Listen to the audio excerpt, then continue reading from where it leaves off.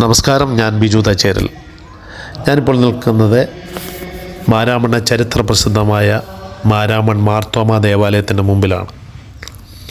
ഈ ദേവാലയത്തിൻ്റെ ചരിത്രങ്ങളിലേക്ക് പോകുമ്പോൾ 1440 ആഗസ്റ്റ് മാസം 20-ാം തീയതിയാണ് ഈ ഒരു ദേവാലയം സ്ഥാപിക്കപ്പെട്ടത്.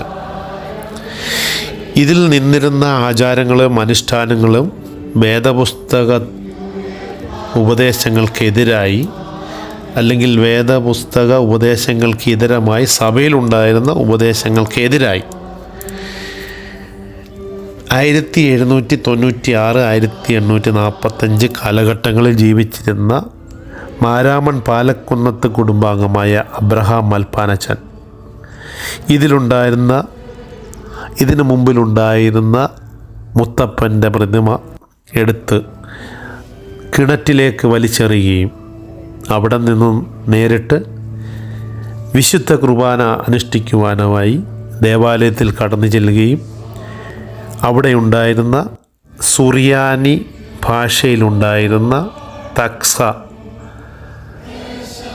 മുൻനിർത്തി പ്രൊമിയോൻ സെതറ എന്നിവ മലയാളത്തിൽ നേരിട്ട് പരിഭാഷപ്പെടുത്തി യാതൊരു കുറിപ്പും കൂടാതെ തന്നെ ആദ്യത്തെ മലയാള കുർബാന അവിടെ അനുഷ്ഠിച്ചു.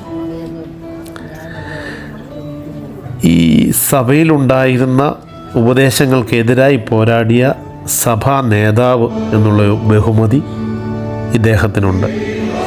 ഇദ്ദേഹത്തിന് അപാരമായ ധൈര്യവും പരമാർത്ഥതയും പ്രാർത്ഥനയും വിശ്വസ്തതയും ഉപദേശവും ദീനാനുകമ്പയും എന്നീ ഗുണങ്ങളാൽ അനുഗ്രഹീതനായ മൽപ്പാനച്ചൻ തദ്ദേശ ഭാഷയിൽ തന്നെ ആരാധന ഉണ്ടാകേണ്ട ആവശ്യം മുൻനിർത്തി സഭയിൽ അന്ന് നവീകരണത്തിന് തുടക്കം കുറിച്ച ഏറ്റവും വലിയ ആചാര്യ ശ്രേഷ്ഠനാണ്.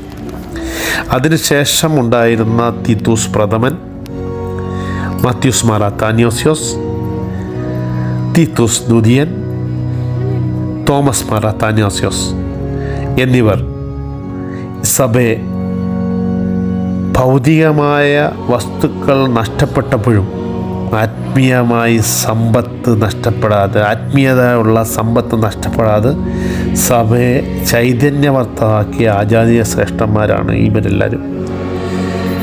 ഇത് പിൽക്കാലങ്ങളിൽ നവീകരണം എവിടെ എത്തി നിൽക്കുന്നു എന്ന് നമ്മൾ ഓരോരുത്തരും ചിന്തിക്കേണ്ടതാണ്.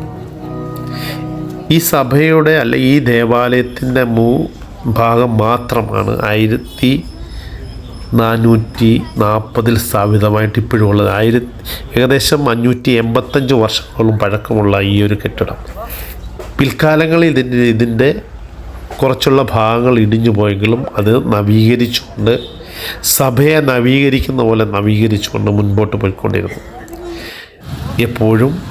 ഇപ്പോഴും മാരാമണ്ണ് തന്നെ നിലനിൽക്കുന്നു. നന്ദി, നമസ്കാരം. വീണ്ടും കാണാം. Thank you.